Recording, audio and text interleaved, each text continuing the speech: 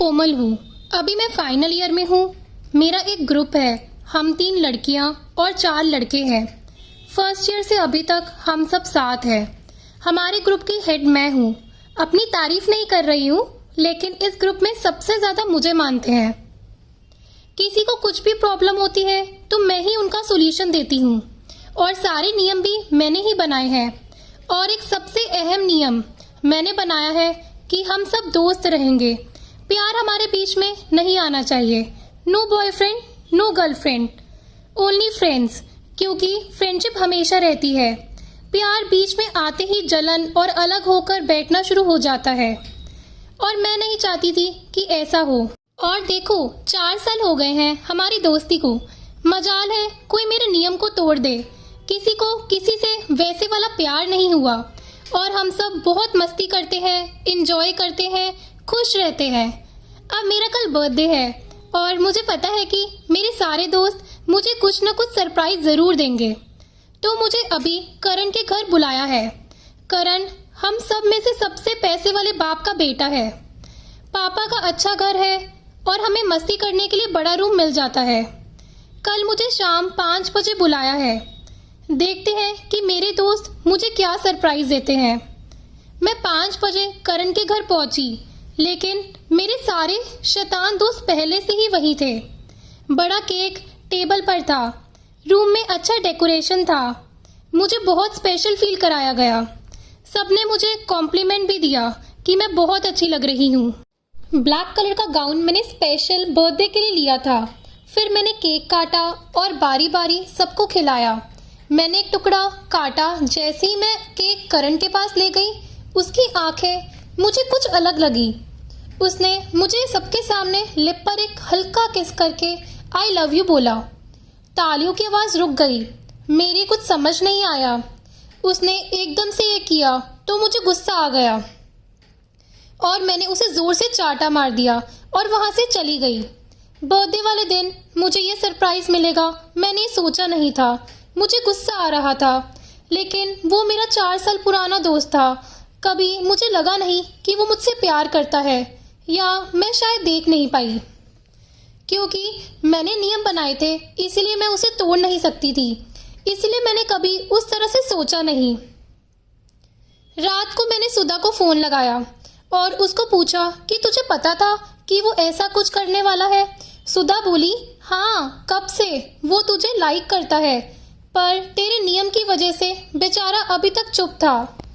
पता नहीं आज उसमें कहाँ से हिम्मत आ गई। अगले दिन जब कॉलेज गई तब सब बदल गया। मुझे पता था कि जब भी ऐसा कुछ होता है फिर पहले जैसा नहीं होता। करण अब हमारे साथ में नहीं था, और करण के चक्कर में विशाल और सुयश भी कटे कटे रहने लगे। मैंने सोचा कि करण से जाकर एक बार बात करूं, उसको समझाऊं। मैंने करण को लाइब्रेरी में पकड़ा। मुझे देखकर अब मुंह फेर रहा था। मैंने बोला, बाहर चल, मुझे बात करनी है। वो आया और मैंने उसको बोला, क्या हरकत थी वो? करण बोला, मुझे लगा कि तू सॉरी बोलेगी। मैं बोलूं सॉरी? तू बोल। करण, ओ हेलो, तूने सबके सामने मुझे थप्पड़ मारा है, तो तूने क्या किया? करण बोला, मैंने जो किया वही सच है। मैं प्यार करता हूँ तुझे, और प्यार कोई करने से नहीं होता, हो जाता है। तेरा नियम नहीं काम आता, और हो गया। उसमें क्या बुरा हो गया? कौन बोलता है कि 2 लवर अच्छे दोस्त नहीं हो सकते? हमने ही तेरी बात मानकर तुझे सर पर चढ़ा रखा है। उसको इतने गुस्से और समझदारी की बात करते मैंने आज तक नहीं देखा, लेकिन अब मैं भी वैसी ही नहीं रह गई। जब आपको पता चल जाता है कि सामने वाला आपको लाइक करता है, तो आपके सोचने का तरीका भी बदल जाता है। अगर आपको वो पसंद नहीं है तो आप उससे बात करना बंद कर देते हो, और अगर पसंद है तो आप भी उसको लाइक करने लगते हो। और करण तो मेरा दोस्त है। अब मुझे लगा कि मैं भी फिसलने लगी हूँ। मैंने सुधा से बात करी। उसने मुझे धक्का उधर मारा। मैंने बोला कि मैं अपने नियम पर नहीं रह पा रही। उसने बोला, पागल है तू, तेरे नियम तू ही मानती है। तब उस सुधा की बच्ची ने बताया कि बाकी 2 सुधा और श्रुति पहले ही हमारे ग्रुप में विशाल और सुयश के साथ सेटिंग कर चुकी हैं। मतलब क्या गधी थी मैं कि अपने आप को जीनियस मानती थी। जीनियस तो साले ये सब हैं जिन्होंने मुझे पता ही नहीं चलने दिया। लेकिन ये बात तो मुझे समझ आ गई कि प्यार के बाद भी हमारी दोस्ती वैसी ही है। कोई लड़का जब आपसे प्यार करता है तो आपको ऐसा लगता है आप स्पेशल हो, खूबसूरत वैसा वाला मुझे भी लग रहा है। लेकिन अब उस गधे को बताऊं कैसे, मैं तो उसको थप्पड़ मार आई। अभी तक उसको भी पता चल गया होगा कि मैं मान गई, लेकिन अभी भी भाव खा रहा है। देख नहीं रहा थप्पड़ जो पड़ा है, फिर मैंने मौका देखकर उसको बोल दिया, सॉरी, उस दिन मुझे ऐसा नहीं करना चाहिए था, अब नहीं करूंगी कभी। वो भी बोला सॉरी, मुझे भी नहीं करना था, मैं भी अब नहीं करूंगा कभी। मैंने बोला क्या? वो बोला क्यों फिर करूं, पागल थोड़ी हूं जो थप्पड़ खाऊं।